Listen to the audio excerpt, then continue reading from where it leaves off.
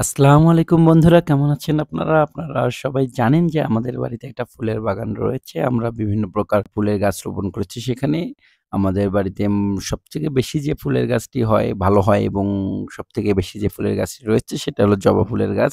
জবা ফুলের গাছের বিভিন্ন প্রজাতির চারা লাগানোর আমরা চেষ্টা করছি। এর প্রেক্ষাপটে আমরা মোটামুটি এর আগে আমাদের ৪ প্রকার জবা ফুলের গাছ রয়েছে আমাদের বাড়িতে। এটা সাদা জবা, আ তারপরে রয়েছে আমাদের হলো গোলাপি কালারের জবার গাছ রয়েছে এবং আরো রয়েছে আপনার লাল ২ প্রকার জবা, একটা মাইক জবা আরেকটা হলো থোকা জবা। তো আপনারা দেখতেই পাচ্ছেন আমরা এখন একটা মিষ্টি কালারের জবা লাগাচ্ছি। এটা মিষ্টি কালারের মাইক জবার গাছ।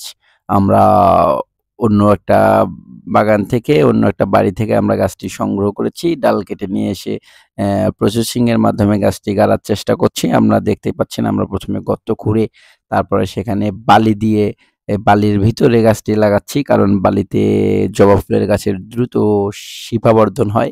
খুব দ্রুত মানে শিকড় বের হয়ে যাবে এবং তার আগে আমরা একটা প্রলেপ দিয়েছি গাছের গোড়াতে, সেটা হলো অ্যালোভেরার প্রলেপ। এটা তারপরে আমরা বালি দিয়ে সুন্দরভাবে চারুমোড়া বেঁধে দিচ্ছি যাতে করে অ্যা পানি দিয়ে দেওয়া যায়। কন্টিনিউ পানি দেওয়া যায়। আসলেই জবা ফুলের গাছের ১৫ দিন সময় লাগে সব মিলিয়ে শিকড় বৃদ্ধি পেতে। তো এই ১৫ দিন প্রচুর পরিমাণ পানি দিতে হয়। সকাল বিকাল ৩ বেলা পানি দিতে হয়। আমরা চেষ্টা করছি বিভিন্ন প্রকার জবার গাছ নিয়ে এসে গাড়ার জন্য। আমরা গাছটা যাতে কেউ উকড়াইতে না পারে বা বাতাসে পড়ে না যায় এর জন্যে এর মধ্যে আমরা একটা ঢোকা দিয়ে দেবো, মানে একটা খুঁটি গেড়ে দেবো। কিন্তু আমরা আসলেই অ্যা দা নিয়ে আসিনি, যে সাথে কোদাল ছিল। তাই আমরা কোদাল দিয়ে একটা বাঁশ ফাটিয়ে ২ টি অংশ করে তা দিয়ে ঢোকা দেওয়ার চেষ্টা করছি। যেহেতু আমাদের ২ টা উম ডাল রয়েছে, ওই কারণে আমরা বাঁশটাকে ২ টা অংশ করে ২ টা অংশ ২ টা ডালে বেঁধে দেওয়ার চেষ্টা করছি। আপনারা দেখতেই পাচ্ছেন।